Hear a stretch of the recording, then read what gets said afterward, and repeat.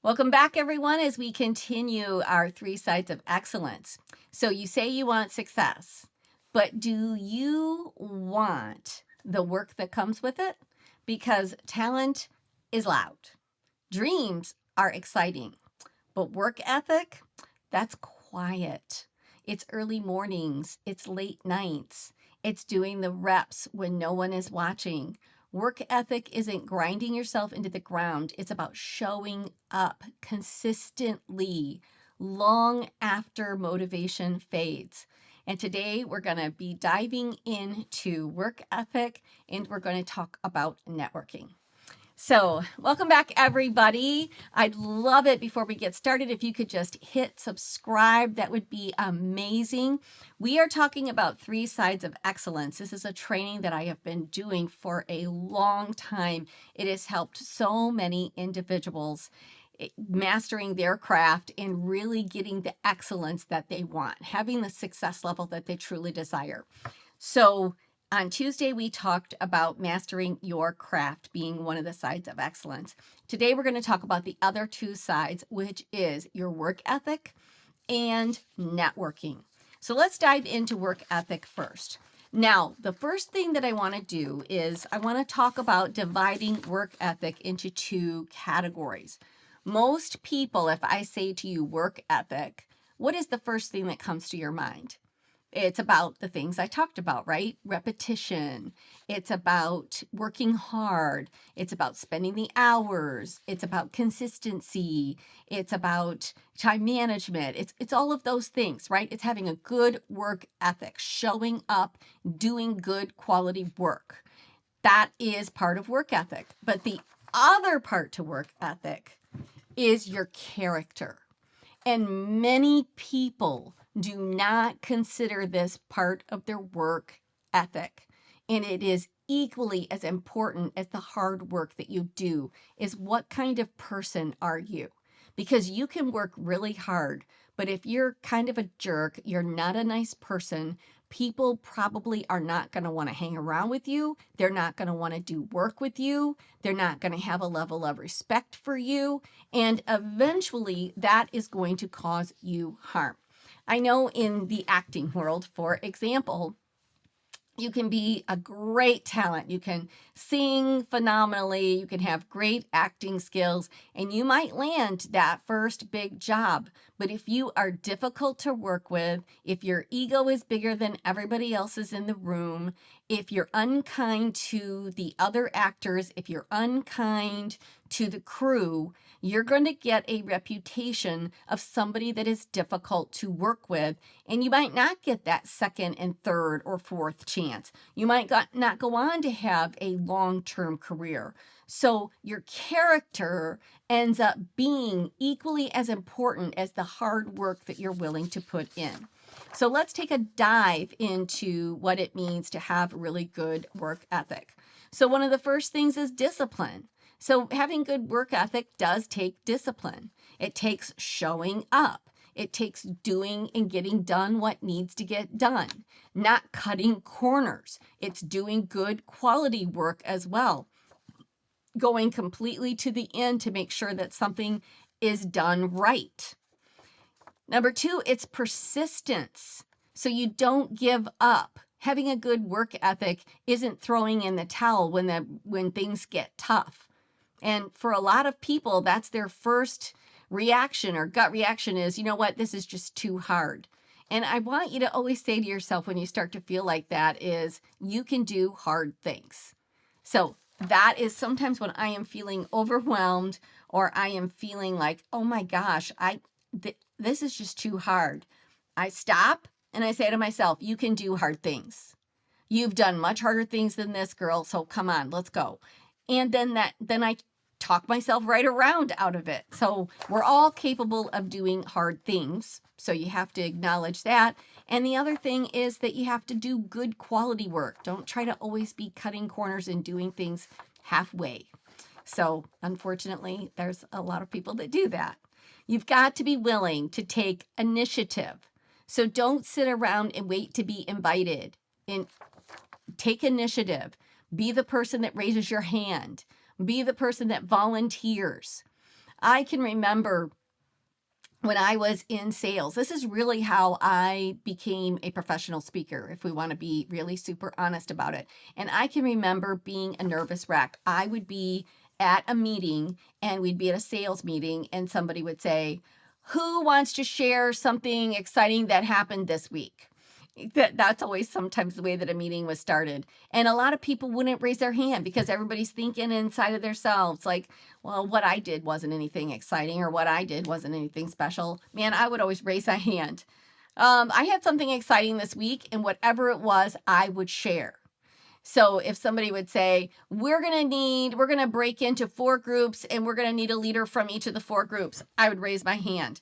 Now, I would be sometimes scared to death. I remember one time raising my hand and I was literally thinking, oh my gosh, I don't know how to lead this group. It was my first meeting with these people, but I raised my hand. I became leader of the group.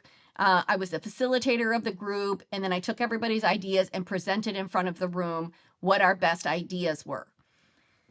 By doing that every time, people saw me as a leader, and I also learned to present well. So that was how early on that I learned that I'm actually a pretty good presenter. But that was through practice of that, but that was through taking initiative even when you're scared. So even when you're afraid, you have to be able to put yourself out there and say, I will show up for that. I have volunteered for certain things or applied for a job and then saying, oh my gosh, I've got to go learn about this. I now have to see what I'm doing. Recently, I just joined a new speakers bureau, which I'm pretty excited about. And so they'll put up different things that are coming up. One was for ranchers and agriculture. And so I don't know anything about ranching and agriculture, but I know about business and I know about all the other things that I'm teaching you about. And so I went to fill it out and my husband said, what do you know about agriculture and ranching? I go, I don't know anything, but I'm going to interview them. That's what I do with every client. I do 3 interviews. I find out exactly what their objectives are. I find out what they're trying to achieve. What do they want most out of this seminar? And typically I'm not the one teaching them there about ranching and agriculture. It's something else that they want to know. So I threw my hand in. I'm like, yeah, that pick me. I can do that. So do I think that I can? Well, if I just looked at what I know, no. But can I learn that? Can I learn the necessary things that I need to be am I a good presenter? Yes. Can I teach them some leadership skills? Yes. Can I teach them some sales skills? Yes. Can I teach them the things that motivate them and inspire them? Yes. Can I learn a little bit about ranching along the way? Sure. I have the capability of doing that by doing interviews and by learning a little bit about it. So I remember one time I spoke for the Audiology Society, which was all doctors there with hearing and sold hearing aids. And so I just read an entire book before I went and worked with those people on why people don't want to get a hearing aid. Like, what is their hangups with that? And so by reading that entire book, I was able to learn the psyche of what the customer is. So then I could teach them how to overcome some of those things and how to build vision on what the benefit was going to be to the customer. And then I had doctors walk up to me that said, I've been coming to these for 32 years and you were one of the best presenters I've ever heard. But did I know every detail about every hearing aid that there was and how many decibels and what this frequency was and what that was? No. But I was able to learn and do enough research about what the consumer feels. And then I was able to teach them through that. So you have to be willing to take initiative. The other one for work ethic is you've got to take responsibility. So I think a lot of people sometimes want to put blame on other people. So if you make a mistake, well, that was so-and-so's fault. If they hadn't have done this, then this wouldn't have happened and I wouldn't have chosen this. No, own your responsibility. A person with good work ethic says, well, I made a mistake and I learned from it. I apologize for it. And let's correct that and move forward in a positive direction. How's that? And the person usually on the other end will totally they'll have so much more respect for you than if you were to try to take the responsibility away from yourself by blaming it on someone else.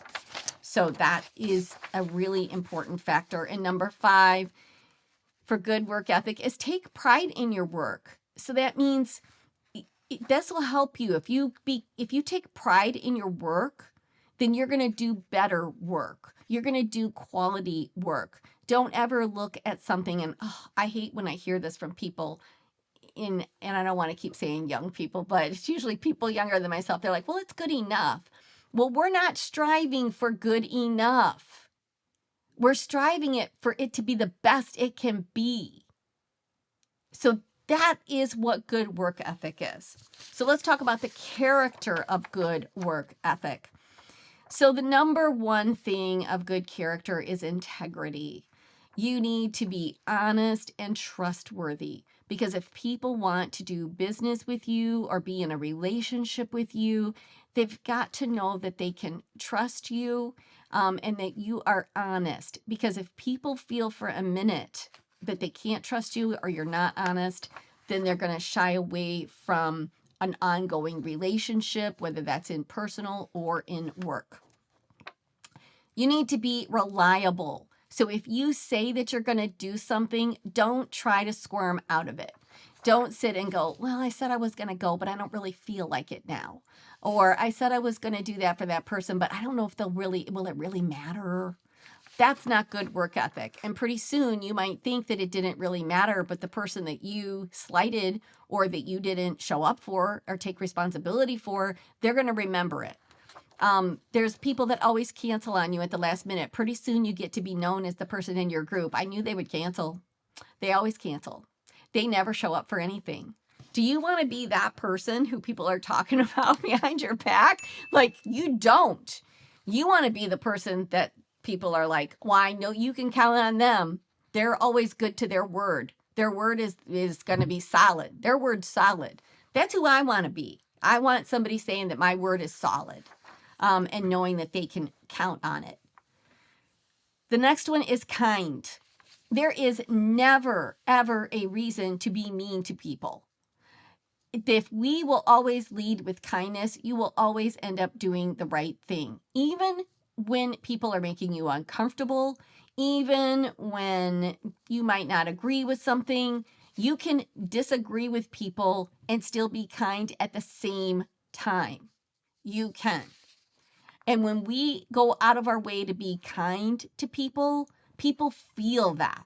There isn't hardly another thing that you can do that creates emotion for other people in the way that they respond to you than actually showing kindness toward an individual. So this is part of having a good work ethic. Having a healthy, positive attitude. People don't like to hang around with complainers. People don't like to be around and work with people that give up or throw in the towel really easy. You know, I can think of people that I'm with that they're just complainers. They complain about every single thing that happens around them. And it's draining, it's wearing on somebody. And so don't be a complainer. Every now and again, you know, I wouldn't call myself a complainer, but every now and again I catch myself like, I just complained about that, and I just complained about that, and I just complained about that. I catch myself, what are you doing? And sometimes it's when other people start the thread, you lean into the thread. Stop yourself from leaning into that thread. Have a healthy, positive attitude. Be the optimistic person. Always look at the silver lining, because there is always one in a situation. And if you become that person, people want to work with you. They're like, man, they always find a solution. They're never one to just say, well, this isn't going to work, or complain about it, or place blame on somebody else about it. And the last one for good work ethic is collaboration. So you want to be able to work with others. Some people refer to this as playing in the sandbox. You've got to be willing to play in the sandbox with other people. So you can't look at other people's success as a threat to yours, because we're typically stronger together. If the more collaborations that you can make, which is going to lead us right into the next topic, which is networking, the greater success that you are going to have. Now, the next side of this excellence is networking. And a lot of people leave this one out. They don't really think about it as being the necessary piece to becoming successful. They think, well, it's on me. I've got to go out. I've got to grow my company. I've got to do a better job. But it's through networking. Sometimes it's not, you've heard this saying forever, it's not what you know, it's who you know. And there is so much truth in that. It comes down to a lot of what you know as well, but you can know everything in the whole wide world about something, but if no one knows that you exist, then it won't matter. I think that we have a terrific planner, but because I'm not doing as many in-person speaking events, I've got to find other ways and other audiences to be able to see and experience that planner for them to actually say, wow, this is a really great planner. So it doesn't matter how great it is if no one knows that it exists. It doesn't matter because you're just going to be sitting there. You could be the greatest singer in the whole wide world, but if nobody knows that you're a great singer, then people aren't going to hire you or you're not going to get a big break. The other saying that I hear all the time is, oh yeah, they were at the right place at the right time. And I hate when people say that because they usually say it from a negative connotation. Yeah, they were just at the right place at the right time. Well, I always turn that around and say, if you are in enough places, enough times, one of them is bound to be the right one. So I never look at this as like they got lucky. If I keep showing up, if I keep networking with people, if I build relationships, and if I help other people and people know that I exist and this is what I do, the more people that know what I do, then the greater chance I'm going to have of somebody referring me to somebody else, of me getting hired. That's just the truth of it. And referrals are a big way that the world works. In fact, word of mouth is still one of the best resources that you have. So why does word of mouth work? Because people have experienced you. They know you. They've worked with you. They've collaborated with you. So networking is a huge piece of this. And sometimes I know it can feel like a waste of time, but it isn't. Going to after party events. Sometimes, like maybe you're not a party person, you're not a social person. And I actually see lots of actors, and you wouldn't think this would be the case, but they're really a little bit more introverted. They do work that appears, extroverted, but like as individuals, they're a little bit more introverted. So then they'll like, well, I want to go to that after party, or they felt like that was a waste of time. When in fact, that might be the very place that you meet somebody. Going to a pre-cocktail time. I'll see people that will just show up for dinner and miss the whole pre-cocktail hour. You don't have to drink cocktails. You can get a water. You can get soda water if you want. But like mingle, that's sometimes where I can meet some of the best people. So you want to make sure that you are networking. So let's go over just a couple of ways that you can do effective networking. All right. And why do we want to network? Because it creates new opportunities. This is one of the best things. You might be able to get hired and be part of a job or part of a project that you didn't even know existed because you were talking to someone else and then it was like, oh, wow, you should be a part of this. We're putting together this group and I would love your input, or I think you would be really, really great at this. And you're like, oh, wow, I'd love to. Thanks for thinking of me. But they wouldn't even know that if you didn't have that conversation at that cocktail party, or if you didn't sit and chat with people at dinner. People oftentimes gravitate and sit with people that they've known forever. Make sure that you're sitting with somebody new. When I go to networking events, like I don't want to just sit with the same person that I know. A lot of times it's very difficult or out of your comfort zone to go alone. It is. But that's when you will actually end up having some really great meetings and great relationships. So it creates new opportunities. It expands your knowledge. The more people that you get to know, they might tell you of something that they tried or that they just did or something that worked in their business. I can't tell you how many ideas that I have gotten from my own business, from not even people in my industry, because they're telling me about something that they just did. I remember one time I was in a conversation with a big group of people, and they were an entertainment group, and they were playing at a state fair. And they were saying about how this state fair was giving away a car, and they have the greatest like attendance of any other state fair of anybody. So I'm listening to this and I'm thinking, okay. And I took some of those same ideas and I applied that to a huge fashion show event, and it was extremely successful. Like some of the best attendance that we ever had. We had great results from that, great sales that future sales that resulted from that.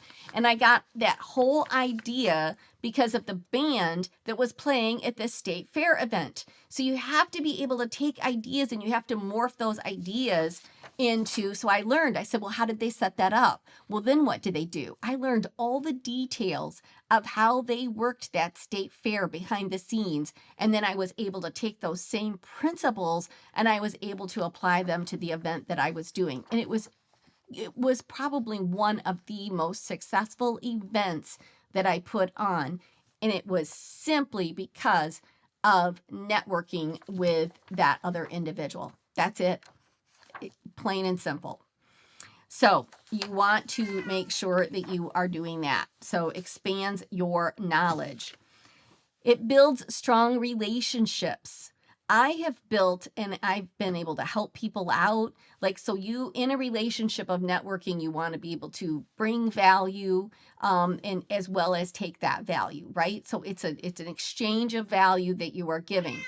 Always be the person that can give recommendations. Like, here is somebody says, oh, I'm painting my house. Oh, here's my painter. Like, I'm always the person that says, oh, I've got a really great lead for that. That suddenly then adds value to what I'm doing.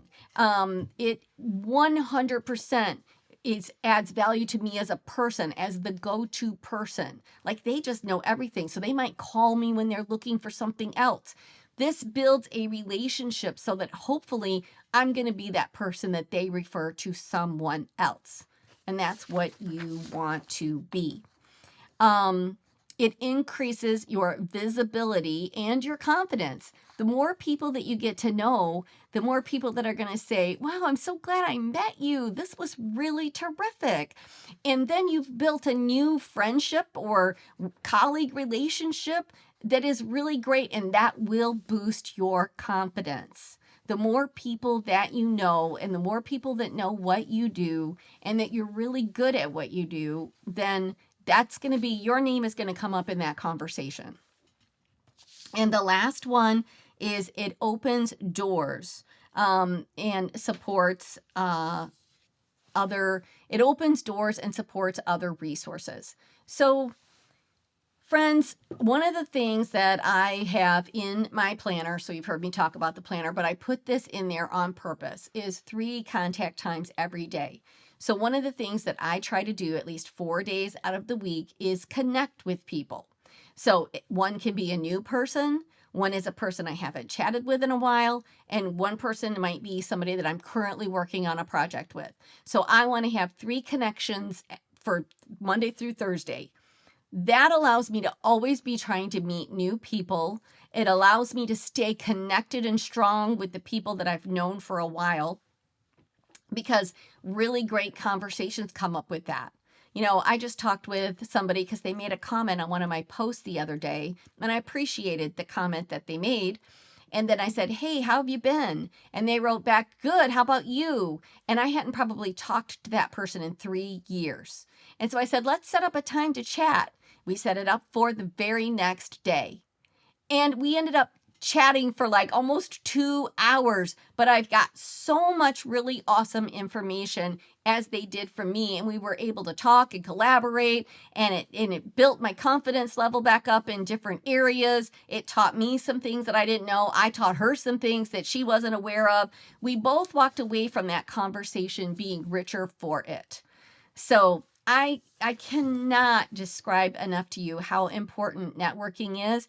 And it's the one piece of this triangle of these three sides of excellence that people often leave out. Don't make that mistake. So hopefully you'll hit subscribe here, be part of our community here. I'd really love it. And if you liked what you heard today, please feel free to share it with a friend. Invite them to listen to this episode. And then on Saturday, we are going to cover the last piece of this, which is the belief that you have in yourself.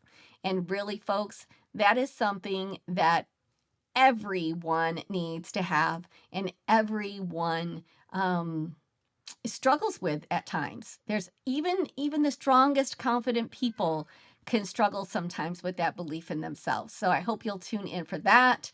Appreciate you guys so much. Hit subscribe, hit like, and please think about sharing. Thanks again. We'll talk to you soon.